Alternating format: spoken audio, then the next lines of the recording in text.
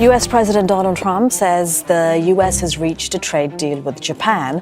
Trump says the agreement will see Japan invest $550 billion in the country. President Donald Trump has announced a trade deal with Japan that he said will result in Japan investing $550 billion into the United States. Japanese goods will now be facing tariffs of some 15%. That's instead of the 25% tariff. The cameras flashed as Donald Trump stepped up, proud to announce a $550 billion trade deal he called the biggest in American history. Reporters took note as he claimed that his tough tariff approach was forcing allies to invest heavily in America. But just weeks later, things fell apart. Japan suddenly backed out. On live TV, their prime minister called the deal a threat to Japan's interests and tore up the agreement. Japan's finance ministry refused to send any money unless Washington gave up control over how it would be used, causing panic in financial markets. This wasn't just Japan saying no, it was Asia sending a clear message: enough. The question echoed everywhere: has America lost control over its closest allies? Japan's negotiator publicly stated that Tokyo, through its own development bank, would decide how its money is used, challenging Washington's authority. The markets quickly sensed trouble. The trade partnership Trump announced with much fanfare in July, promising lower tariffs and huge investments, was suddenly in doubt. Although Trump called it America's biggest deal yet, insiders on both sides warned it was poorly put together and far too one-sided. The agreement between the US and Japan wasn't an official treaty, just a loose political understanding. Inside Japan's ruling party, backlash was quick. Prime Minister Shigeru Ishiba had signed under months of pressure from US tariffs, but as his approval ratings dropped, critics said he gave in too easily. He eventually resigned. Japan's new Prime Minister, Sanae Takaichi, the first woman to lead, won support by promising to re-examine these deals. Known for her conservative stance and strong views on sovereignty, she made it clear in her first address: any deal that hurts Japan's interest will be reviewed.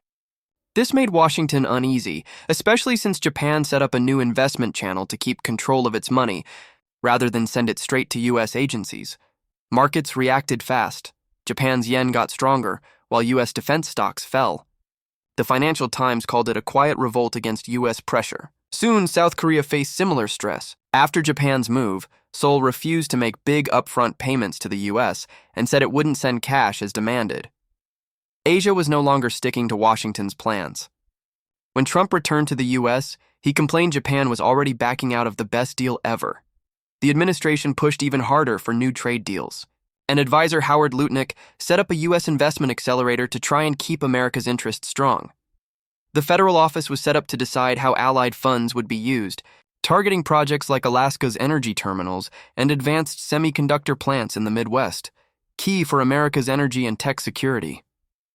But foreign partners like Japan were given only a brief 45-day consultation with no voting rights. For Tokyo, this wasn't acceptable. On October 1st, Akazawa made it clear Japan alone would control how and when its money was spent, signaling it could slow the process as much as it wanted. This surprised Washington, since Japan had always been seen as a reliable ally in the region. Tensions had been building for years. When Trump brought back 25% tariffs on imported cars, Japan pushed back, with Prime Minister Ishiba insisting Tokyo wouldn't be taken advantage of. Today, under Takaichi's leadership, standing up to Washington has actually strengthened her support, with many now demanding Japan have a more equal say in alliances.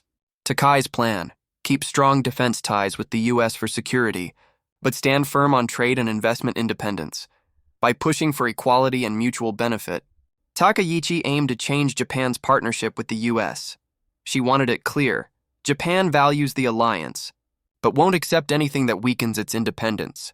Her team argued that Japan's old subordinate role needed to evolve into a true partnership, but the stakes were high.